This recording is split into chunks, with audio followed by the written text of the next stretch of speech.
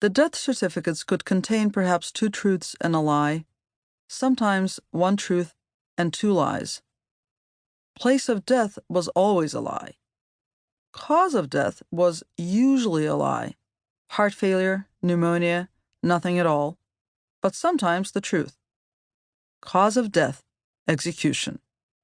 The one lie that was most likely to be true was the one that indicated the date of death. There was no telling, though. Often the paperwork claimed that a Gulag victim had lived long past the actual execution date. That was when there was any paperwork at all. Writing about Soviet and Nazi camps in the origins of totalitarianism, Hannah Arendt described the unknown death as the ultimate assault on humanity. The Western world has hitherto, even in its darkest periods, granted the slain enemy the right to be remembered as a self-evident acknowledgement of the fact that we're all men, and only men. It is only because even Achilles set out for Hector's funeral, only because the most despotic governments honored the slain enemy, only because the Romans allowed the Christians to write their martyrologies, only because the Church kept its heretics alive in the memory of men, that all was not lost and never could be lost. The concentration camps, by making death itself anonymous, making it impossible to find out whether a prisoner is dead or alive, robbed death of its meaning as the end of a fulfilled life.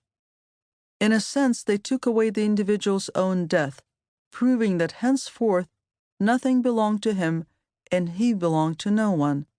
His death merely set a seal on the fact that he had never really existed. The early memorial societies looked for the bodies, the execution sites, the documents identifying the bodies, the truth. By restoring humanity posthumously, they hoped, perhaps, to restore humanity to the country itself. It seemed self-evident that once the facts were established, some sort of reckoning would have to follow. These memory activists knew even less about the world than they did about Russia's own history, but they had heard of denazification, a policy and a campaign that seemed to have cleansed Germany of the legacy of totalitarianism. And perhaps because Germany had been both Russia's enemy and its counterpart, they didn't give much thought to the circumstances of denazification, not to the fact that the process had taken decades, nor to the fact that the Germans had not chosen the policy for themselves, but had had it forced upon them by the Allies. They just assumed that something like decommunization would happen, and they assumed that accurate historical information, accurate factual memory, was a necessary condition. Some even thought it would be a sufficient condition. Thousands of people around the Soviet Union set off in search of facts and bodies. Clues came from local lore, hushed tales of shots heard and cattle cars seen, and from the cryptic documents issued by Soviet authorities to the families of victims. Nikolai Kovac started looking for his parents in 1953, the year Stalin died and Nikolai turned 17. He had grown up in an orphanage outside of Leningrad. When it was time for him to get his identity papers, the orphanage director instructed him to pick a patronymic, a derivative of the father's name that forms part of one's official identity. "You come from nowhere," the orphanage director said. "You have no parents." Kovac's objection was factual rather than existential. He could accept that there were people who came from nowhere, but he knew that he was not one of those people.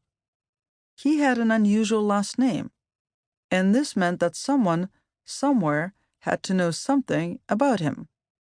He told the orphanage director to put down Ivanovich for his patronymic, the Russian equivalent of John Doe, but once he became a trade school student in Leningrad, he began filing information requests with the City Office of Internal Affairs. "No information available," was the response he got. He continued filing his request every few years, for a total of 5 rejections. In the novel The Book of Laughter and Forgetting, Milan Kundera describes the bargain totalitarian regimes force on their subjects. They were ready to sell people a future in exchange for their past. They wanted to compel him to cast his life away and become a shadow, a man without a past, an actor without a role, and to turn even his castaway life, even the role the actor had abandoned, into a shadow. Having turned him into a shadow, they would let him live. Kovac, who was born in 1936, on the eve of the Great Terror, had spent his entire life as a shadow of a shadow. He had no way to imagine the bodies that had once cast those shadows.